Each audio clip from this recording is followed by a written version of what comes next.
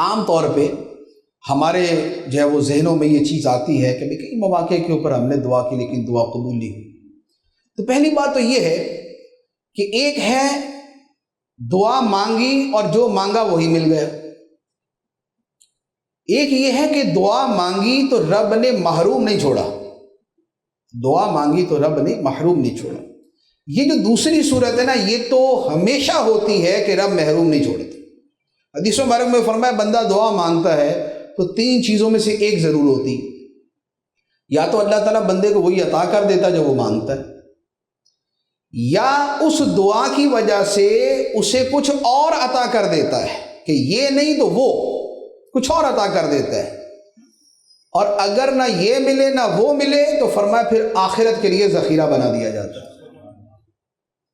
آخرت کے اندر وہ اپنی دعا کو دیکھے گا، دنیا میں جو اتنی سی دعا تھی آخرت کے اندر اپنے ثواب کے اعتبار سے پہاڑوں کے برابر ہوگی۔ تو ایک تو دعا کا یہ، دوسرا دعا کی قبولیت کے حوالے سے، دعا کی قبولیت کے اندر 2 چیزیں میں عرض کروں۔ ایک تو یہ ہے کہ جب دعا مانگے تو اب دعا مانگ کر اسے اپنے رب کے حوالے کر دیں کہ اب جو کرنا کرانا ہے وہ مولا نہیں کرنا، اب رب نہیں کرنا، اور خدا پہ اپنا توکل جو ہے وہ مضبوط کر لیں۔ کسی بندے نے کہا کہ جب دعا کرو تو اس انداز میں کرو کہ کم از کم جو تم اپنا کوئی مریض کسی ڈاکٹر کے حوالے کرتے ہو آپریشن تھیٹر میں لے جانے کے لیے، تو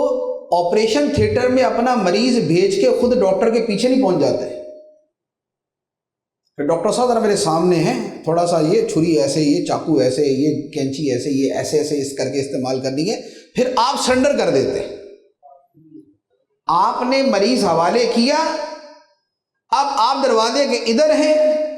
مریض دروازے کے ادھر ہے، اب آپ نے ٹوٹل ڈاکٹر کے اوپر ڈیپینڈ کر لیا، اب آپ کے ذہن میں صرف ڈاکٹر ہے، بس ڈاکٹر ہے اور مریض ہے، باقی اب ہر شے سے ادھر ادھر سے فارغ ہو جاتے ہیں۔ اسی طرح جب رب سے دعا مانگے تو رب سے دعا مانگ کے اب دعا رب کے حوالے کر کے اب بس دل و دماغ کو اس پہ لگا دیں کہ اب میرا مولا جانے۔ جب بندہ اس توکل کے ساتھ دعا کرتا ہے وہ دعا قبول ہوتی ہے، اور جب تک اس میں کچھ اپنا عمل دخل بھی رکھتا ہے اور تھوڑا سا تردد اور تذبذب کے اندر بھی رہتا ہے تو پھر اس کی دعا بھی جو ہے نا وہ ہلنا جلنا شروع ہو جاتی ہے، اس کی بھی جو یوں کہہ لیں کہ اس کے بھی جو پائے ہیں وہ کمزور ہو جاتے ہیں۔ تو مضبوط دعا وہ ہے کہ دعا مانگ کے رب کے حوالے کر دیا اور یہ سمجھ کے کیا کہ یا اللہ اب جو بہتر ہے وہ تو کر دے، اب اپنی انسٹرکشنز ساتھ نہ دیجیے، جیسے ڈاکٹر کو انسٹرکشنز نہیں دیتے آپ،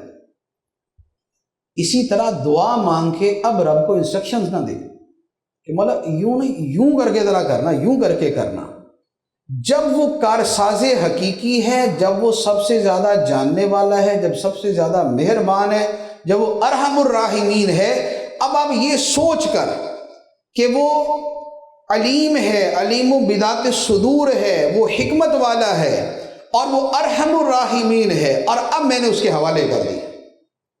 ایک مرتبہ ایسے دعا مانگے تو بہترین بدلہ آپ کو اس کا عطا کیا جائے۔